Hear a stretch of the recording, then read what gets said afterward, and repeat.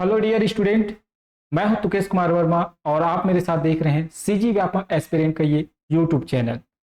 हम छत्तीसगढ़ के भूगोल के बारे में पढ़ाई कर रहे हैं, जिसमें पठार और पाट प्रदेश का ये अंतिम क्लास है।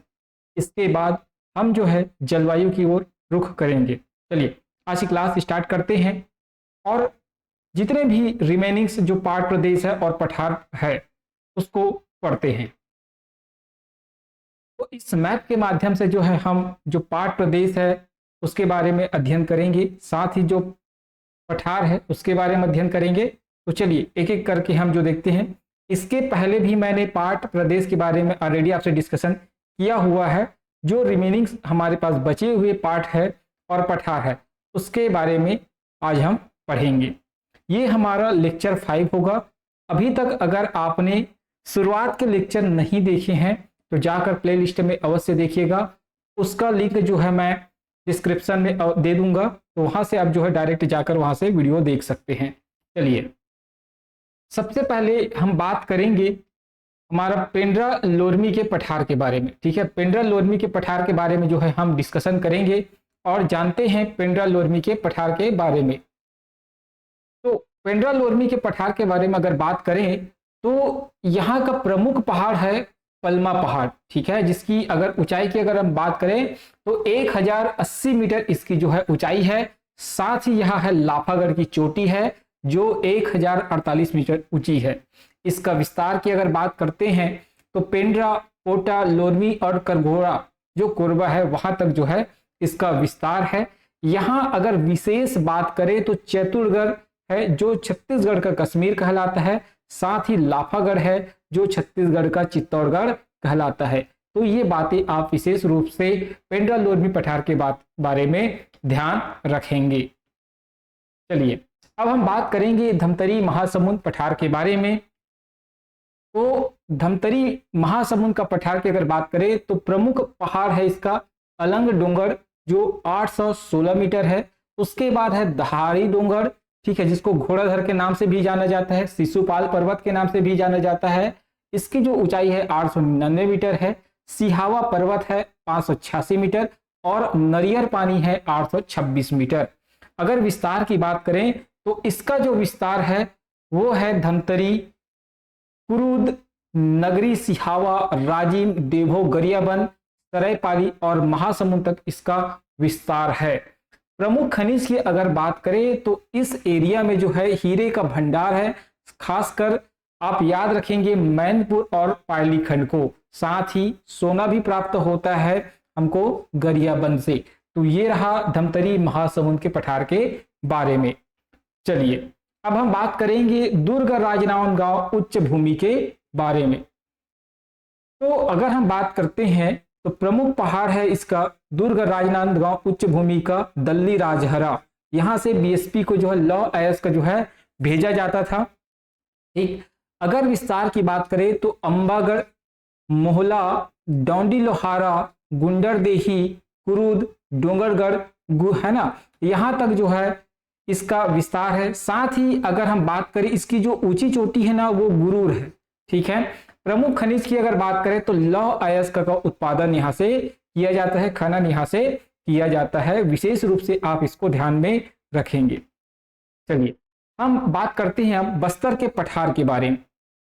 तो बस्तर की पठार का अगर बात करें तो प्रमुख पहाड़ है यहाँ केसकाल और बैलाडीला की पहाड़। ठीक है, अगर बस्तर के पठार में बात करें तो केसकाल जो घाटी है अब जानते हैं, और जो बैलाडीला की जो पहाड़ी है वो प्रमुख पहाड़ है। इसका विस्तार की अगर बात करें तो जगदलपुर, बस्तर, दंतेवाड़ा, सुकमा तक ये फैला हुआ है। ठीक है, पहाड़ जो है। अगर प्रमुख खनिज की अगर बात करें तो बक्साइट, लौह अयस्क, मैग्नीज, चूना पत्थर जो है यहाँ के विशेष खनिज है, प्रमुख खनिज है, याद रखेंगे। ठीक है, अगर हम बात करें तो छत्तीसगढ़ का अधिकांश भाग जो है पठारों के अंतर्गत आता है। तो ये क्वेश्चन भी पूछा गया है कि छत्तीसगढ़ का अधिकांश भाग किसके अंतर्गत आता है, पठार के अंतर्गत, पाट के अंतर्गत, मैदान के अंतर्गत। तो याद रखेंगे छत्तीसगढ़ का अधिकांश भाग आप देखेंगे, ऊपर की बात करें चाहे नीचे की बात करें, चाहे पश्चिम दिशा की ओर बात करें चाहे पूर्व दिशा की, सभी ओर से जो छत्तीसगढ़ है वो पठार पर्वत है। तो अधिकांश जो भाग है वो पठारों के अंतर्गत आता है। अगर हम बात करें तो अब हम बात करते हैं मैन पाट के बारे में। ठीक है, ये पाट प्रदेश अब पढ़ाई करेंगे तो मैन पाट के बारे में सबसे पहले जानते हैं। तो अगर मैन पाट की बात करें तो ये जो है सरगुजा में स्थित है मैन पाट। ठीक है, और इसी मैन पाट से जो है मांड नदी निकलती, इसको भी ध्यान रखेंगे। विस्तार की अगर बात करें अंबिकापुर तक इसका विस्तार है। ऊंचाई की अगर बात करते हैं तो 1152 मीटर इसकी ऊंचाई है। और यहाँ बहुत सारे पर्यटन क्षेत्र है जिसमें tiger point, echo point, Mehta point, मछली पॉइंट और उल्टा पानी आपको देखने को यहाँ मिलेगा। ठीक है, साथ ही यहाँ आपको प्रमुख खनिज की अगर बात करें तो बक्साइट यहाँ की प्रमुख खनिज है, जहां से बाल्को संयंत्र को जो है बक्साइट की आपूर्ति की जाती है और इसी बक्साइट से एल्युमिनियम का निष्कर्षण किया जाता है। ठीक है, इसी मैन पार्ट में अगर बात करें तो मांड नदी का उद्गम होता है, सरबंजा जलप्रपात है, साल के सघन वन यही आपको देखने को मिलेगा। साथ ही कोरवा जनजाति का निवास यही है। ये कोरवा जो है अपनी उत्पत्ति कौरों से मानते हैं। बागवानी की खेती हेतु यहाँ प्रसिद्ध है। यहाँ की जो मिट्टी है बागवानी खेती करने के लायक रहता है। ठीक, अगर हम बात करें मतिरिंगा की पहाड़ी एवं सबसे छोटा पाट प्रदेश यही है मैन पाट। 1962 में जो तिब्बती शरणार्थी है उनको यहाँ बसाया गया था। ठीक है, तो इतनी बातें जो है आप मैन पार्ट के लिए याद रखेंगे। चलिए अब हम बात करते हैं जारंग पाट के बारे में। तो जारंग पाट के बारे में अगर बात करें तो इसका जो विस्तार है सामरी तहसील, लुंड्रा तहसील एवं बगीचा तहसील अंबिकापुर तक इसका विस्तार है। अगर प्रमुख खनिज की बात करें तो बक्साइट यहाँ की प्रमुख खनिज है, बलरामपुर में है ना। जारंग पाट याद रखेंगे। और जारंग पाट जो है सबसे बड़ा बक्साइट का भंडारण क्षेत्र है। मतलब अगर सबसे ज्यादा भंडारण की बात करें तो जारंग पाट को आप याद रखेंगे।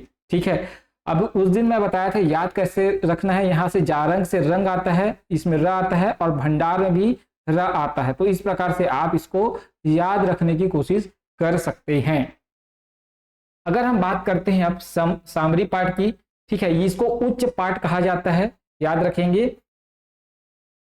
सामरी पाट के बारे में अगर बात करें तो इसका जो विस्तार है बलरामपुर जिला तक इसका विस्तार है। ऊंचाई की अगर बात करें तो 600 मीटर ये ऊंचा है।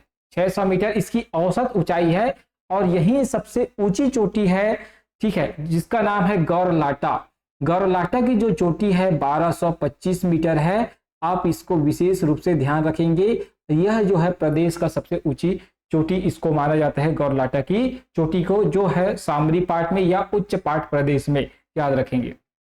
इसके बाद अगर हम बात करें तो पंडरा पाट आता है। पंडरा पाट के बारे में अगर बात करें तो पंडरा पाट में याद रखेंगे आप ईब एवं कन्हार नदी का उद्गम यहीं से होता है। आपको ये पंडरा पाट नजर आएगा, यहीं से देखो कन्हार नदी दिख रहा है और यहीं से आपको ईब नदी आपको दिखाई पड़ रहा है। ठीक है, तो दोनों को आप विशेष रूप से ध्यान रखेंगे, पंडरा पाट, ईब एवं कन्हार नदी। उसके बाद अगर हम बात करें जमीर पाट के बारे में, ठीक है, जमीर पाट के बारे में अगर हम बात करते हैं तो जमीर पाट जो है सामरी पाट का पूर्वी भाग है। यहाँ पास आपको सामरी पाट देखने को मिला था, इसी का नहीं, यहाँ पर सामरी पाट है, इसी का पूर्वी हिस्सा है ये जमीर पाट। ठीक है, जमीर पाट कहलाता है। जमीर पाट को जो है बक्साइट का मैदान कहते हैं। ठीक है, उस दिन आपको बताया था, म से याद रखेंगे, जमीर में म आता है, म से याद रखेंगे मैदान। क्या याद रखना है? मैदान याद रखना है। ऐसा करके आपको मैं उस दिन बताया था। तो जमीर पाट में आता है, इसी को कहा जाता है जमीर पाट को बक्साइट का मैदान। अगर हम बात करें लहसुन पाट के बारे में तो ये भी बलरामपुर में स्थित है। लहसुन पाट जो है सामरी पाट का पश्चिमी भाग है ना। यहाँ सामरी पाट था, इसका पूर्वी भाग आपका जमीर पाट और पश्चिमी भाग जो है लहसुन पाट कहलाता है। ठीक है, याद रखेंगे, इसका पश्चिमी भाग है सामरी पाट का। बस इतना ही इसमें आपको याद रखना है। उसके बाद हम बात करते हैं जसपुर पाट, या इसी को निम्न पाट कहते हैं क्योंकि ये नीचे की ओर स्थित है, इसलिए इसको निम्न पाट कहते हैं। सामरी पाट ऊपर की ओर स्थित है और सबसे ऊंची चोटी भी है सामरी पाट में, इसलिए उसको उच्च पाट प्रदेश के नाम से जाना जाता है। तो जसपुर पाट के बारे में बात करते हैं तो जसपुर पाट का जो विस्तार है वो जसपुर जिला तक है। ठीक है, अन्य नाम की अगर बात करें तो ईब मैनी घाटी के नाम से इसको और जाना जाता है। ठीक है, क्योंकि आपको ईब नदी यहाँ देखने को मिलेगा, ईब नदी, और यहीं पास आपको मैनी नदी भी देखने को मिलेगा। ईबमैनी घाटी ये कहलाता है। सबसे बड़ा एवं लंबा पार्ट अगर हम बात करें इसमें तो जसपुर पार्ट आता है। सबसे बड़ा लंबा पार्ट प्रदेश है जसपुर पार्ट प्रदेश, याद रखेंगे आप। इसके बाद हम बात करते हैं प्रमुख चोटियों के बारे में, जिसमें सबसे पहले हम बात करते हैं प्रमुख चोटी है देवगढ़ की चोटी। 1033 मीटर जो है इसकी ऊंचाई है, ठीक है, कोरिया जिले में आता है, ठीक है, कोरिया जिले में ये जो आता है। अब शायद ये जो है एमसीबी कोरिया के बॉर्डर में रहेगा, याद रखेंगे, ठीक है। देवगढ़ की चोटी 1033 मीटर, ठीक है, प्रमुख चोटी है। अब इसके बाद हम बात करें तो आता है आपका मैन पार्ट, ठीक है, मैन पार्ट 1052 मीटर इसकी ऊंचाई है। उसके बाद अगर हम बात करें तो इसमें आएगा पलमा चोटी 1080 मीटर इसकी ऊंचाई है, याद रखेंगे। पिंडरा ये आएगा, गौरेला पिंडरा वाला जो क्षेत्र है, पिंडरा लोरमी के पठार यहाँ पास, यहाँ की चोटी है पलमा चोटी, सबसे ऊंची चोटी। उसके बाद आप याद रखेंगे इसी में लाफागढ़ है ना, आप इसी में याद रखेंगे पिंडरा लोरमी में लाफागढ़, पिंडरा लोरमी में याद रखेंगे लाफागढ़ की चोटी 1048 मीटर।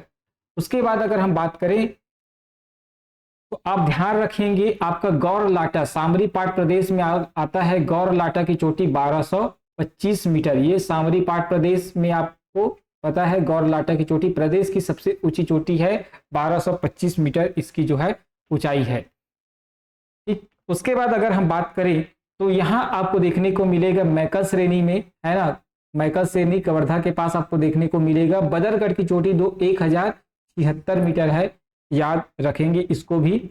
उसके बाद अगर हम बात करें तो नीचे की ओर अगर हम बात करते हैं तो सबसे पहले आपको बैलाडीला की पहाड़ी में देखने को मिलेगा नंदीराज चोटी 1210 मीटर इसकी जो है ऊंचाई है, ठीक। इसके बाद अगर हम बात करते हैं तो आपको नारायणपुर में देखने को मिलेगा अबूझ मार्ग 1076 मीटर इसकी ऊंचाई है, ठीक है। उसके बाद अगर हम बात करें तो दोस्तों ये जो है हमारा प्रमुख चोटियां हैं, ठीक है, इतनी चोटियां आपको याद रखना है। साथ ही इसके अलावा आपको और कुछ चोटी देखने को मिलेगा, जैसे शिशुपाल पर्वत है 899 मीटर का, आपको प्रज्ञागिरी पहाड़ी देखने को मिलेगा, ठीक है, 799 मीटर का। तो उसको आप उतना आपको याद रखने की जरूरत नहीं है, लेकिन जो मेन चोटियां हैं, ठीक है, जिसके बारे में बार बार पूछा जाता है और जिसको क्रम से आपको याद रखना पड़ेगा, ठीक है, कभी आपको जमाने के लिए भी पूछा जाता है, तो इसलिए जो इतना चोटी जो है आपके लिए इंपॉर्टेंट है। तो ये रहा हमारा पाट प्रदेश और पठारी भाग, ठीक है। अब कल से जो है हम जलवायु पढ़ेंगे, मौसम पढ़ेंगे, उसके बाद अंतिम में जो है आपको मैं जो है नदियों के बारे में पढ़ाऊंगा। नदियों के बारे में अंतिम में पढ़ाने के पीछे रीजन है क्योंकि नदियां से क्वेश्चन जनरली पूछा जाता है। साथ ही जो सिंचाई वगैरह है जिसको अपडेट डाटा के साथ जो हमारा आर्थिक सर्वेक्षण होता है उसके साथ जो है उसका डिस्कशन करेंगे। तो आज के लिए बस इतना ही, धन्यवाद। अगर पहली बार चैनल पर आया है तो जरूर सब्सक्राइब करिएगा।